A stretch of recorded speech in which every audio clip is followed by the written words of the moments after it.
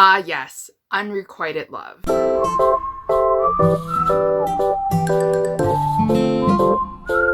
Hi guys, welcome back to the channel. Now for today's video, I'm doing another historical romance recommendation video ahead of the historical romance readathon that I am hosting with my friends Lacey from Lacey Book Lovers and Jessica from Peace Love Books, and also in general because I love historical romances and I love specific tropes.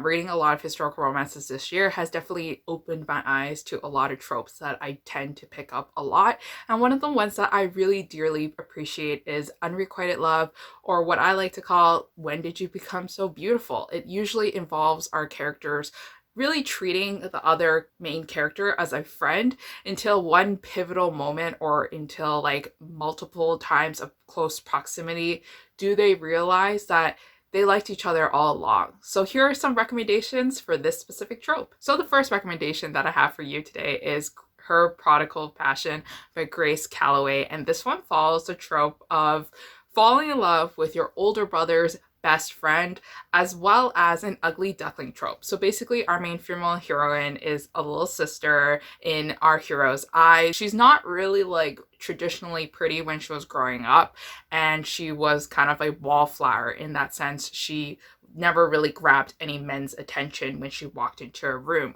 What happens is that they're separated for quite a bit of time. She's able to grow into her own skin, grow into some amount of confidence in herself, but she definitely doesn't have a lot of confidence throughout the book, but she's more in tune with her body and also knows how she looks like, and she knows what people think of her.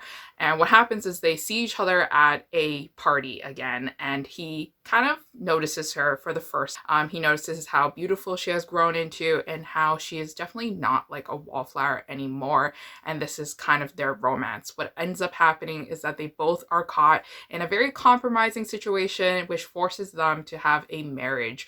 And he is a great husband to her, and she is deeply in love with him. And sometimes she kind of questions herself a lot because she feels like she's more in love with him than he is in love with her. So definitely this book has a lot of insecurities as well that comes with this trope. So if you guys think that this one's for you, definitely go check it out. So the next recommendation that I have for you is definitely one of my favorite novels out there. This one's Just Like Heaven by Julia Quinn. What happened with this book is that I read it in my very early stages on of falling in love with historical romance, like back in high school, and then afterwards I reread it last year because Bridgerton came out and I wanted to read a lot more Julia Quinn and revisit some of my favorites. This one follows the trope of falling in love with your older brother's best friend, and what happens is that our heroine has always been treated like the little sister, and she is actually really good friends with her older brother's best friend. But what happens is that something happened to her older brother, and her older brother actually had to run away from society because he was in fear of his own life and he didn't want to endanger his family.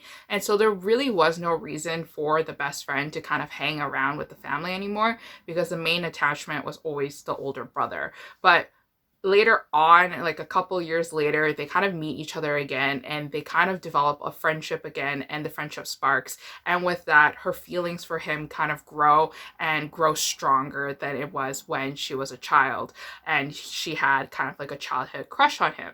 And this is kind of the romance where they two are friends to lovers.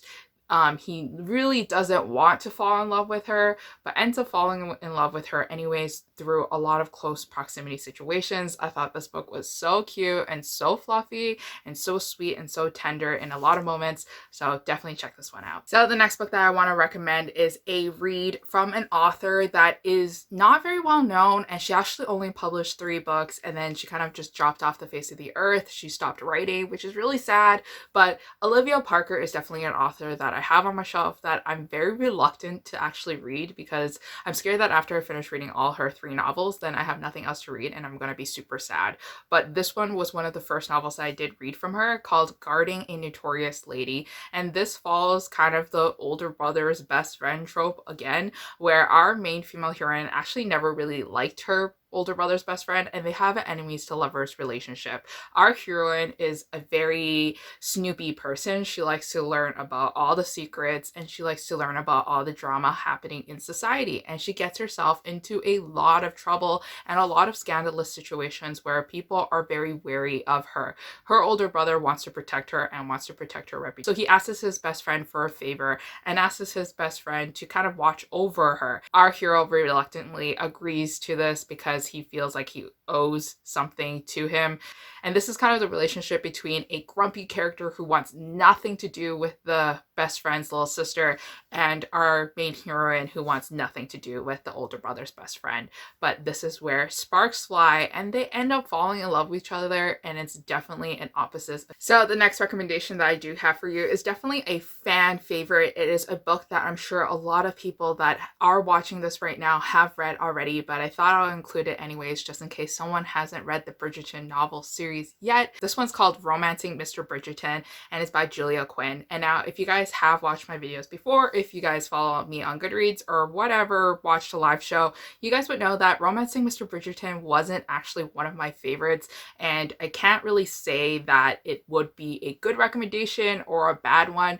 I think it's more of a personal choice, and it's definitely like something like my personal feelings towards it because a lot of people really like this one. So I thought I'll still include it in this recommendation video. So this one is basically about our main hero, Colin Bridgerton, and he is a catch. Everybody wants to date him. Every guy wants to be him. And what happens is that he never suspected to really see Penelope Featherton. Penelope is described to be a lot curvier than other girls. She is not as well dressed as other girls thanks to her mother, and she is definitely kind of like a wallflower.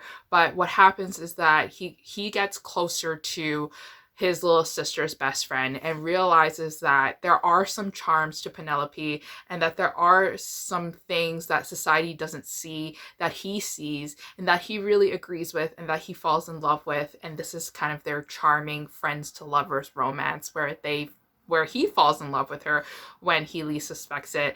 Penelope herself is definitely infatuated with Colin and really likes Colin a lot. So this is kind of like a dream come true that her crush actually paid attention to her. Now the next recommendation that I have for you is one from Mayor Rodale. Again, this one's called Seducing Mr. Knightley, and this one follows kind of the same idea as Romancing Mr. Bridgerton. Our main heroine is in love with her boss and is in love with him for so long. When I started reading this book, it actually reminded me a lot like The Holiday, featuring Kate Winslet and also Jude Law and Jack Black, and then also Cameron Diaz. Kate Winslet in that movie played a character who was really in love with her boss. But what actually ends up happening is that her boss doesn't love her. So there's this kind of unrequited love. When I started reading this book, I thought that our main character actually reminded me a lot like Kate's character, how successfully she was at failing to get her boss's attention. So what she actually does and what her job is that she has a title and she does have money, but she wants to have more in her life. So she's actually a column writer for the local newspaper, and her boss is actually the editor-in-chief of the newspaper, and that's how they have met, and that's their working relationship with each other.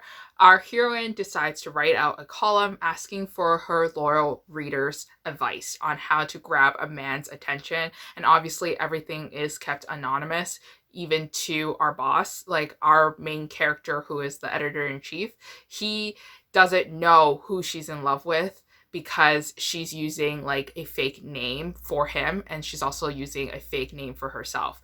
So this entire journey, he's really impressed with her work, and he really likes how this idea and this column of asking love advice from readers is driving up sales, but he also can't help but feel jealousy towards this mysterious man that one of his writer girls is actually in love with, and he is kind of snooping around and trying to figure out who she's in love love with. Also not realizing that he is growing more and more in love with her. So it does have quite a bit of angst in it, and it also has themes of jealousy, which I really enjoyed.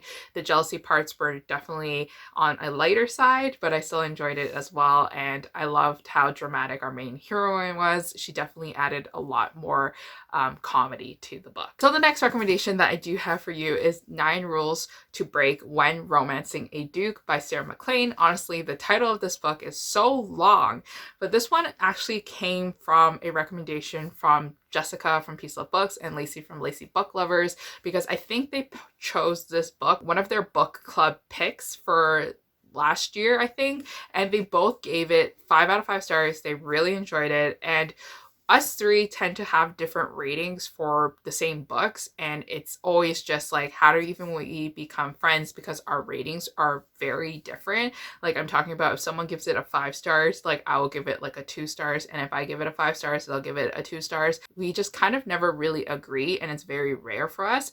But for historical romances, it is different. We tend to agree on ratings. But this one, I definitely did not give as high as rating as compared to Lacey and Jessica. This one, I gave it a 3 out of 5 stars. And I know this is not a review video, but for these recommendation videos, I don't have enough recommendations to give you. So what I did was that I actually picked up some books that are on my shelf that follow these tropes, and I tested them out. This one, I gave it a 3 out of 5 stars. I still really enjoyed it, but this one definitely follows this trope of our heroine who is deemed herself as a spinster while her younger sister is married, starts a family, and in love with someone else. So she decides to rebel, and she decides to live her life to the fullest by doing things that she really, really wants to do, include like dressing up as a male, going to a gambling ring, doing fencing, going to bars and things like that.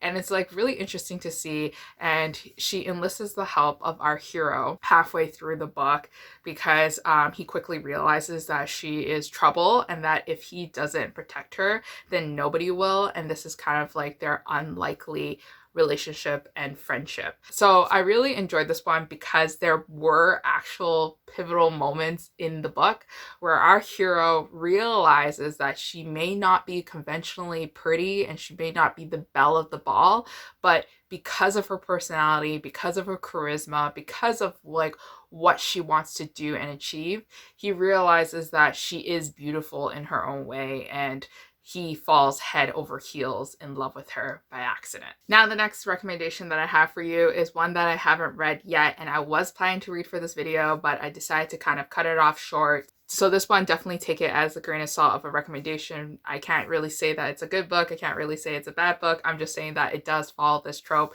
This one's called Guilty Pleasures by Lee Gurhke, and this one sounds so adorable and so cute. It kind of follows the same plot line as Seducing Mr. Knightley by Rodale, the book that I just mentioned in this video. But basically, our main heroine is in love with her employer once again. Her employer actually hired her to kind of revamp the treasures in the house and to make sure that they shine and sparkle. So like these portraits, these statues, these things, and these pieces of artwork. But she is heavily distracted because our hero keeps taking his shirt off while he's doing renovations in the house and moving things around and things like that. What happens is that she overhears a conversation between his employer and his little sister, where his employer basically said that you will never be able to change my employee, which is the heroine, into a beautiful girl, because our heroine is actually kind of described to be as an ugly duckling. She's not really dressed like normal girls typically would. She's not fashionable, and she may not be very pretty because she's actually wearing glasses. So his little sister actually takes up on the challenge and actually converts our heroine into this beautiful lady and belle of the ball. And now our hero is kind of left speechless, and now it's his turn to kind of chase after our heroine. So it sounds really good, and I'm definitely going to pick it up very soon. But if you have read this book already, let us know in the comments if you would recommend it or not. So that is it for all the recommendations that I have for you for this trope. Hopefully you guys really enjoyed this and added some more books to your never-ending TBR, and hopefully you guys join us for the readathon. But I'll see you guys in the next video. Bye.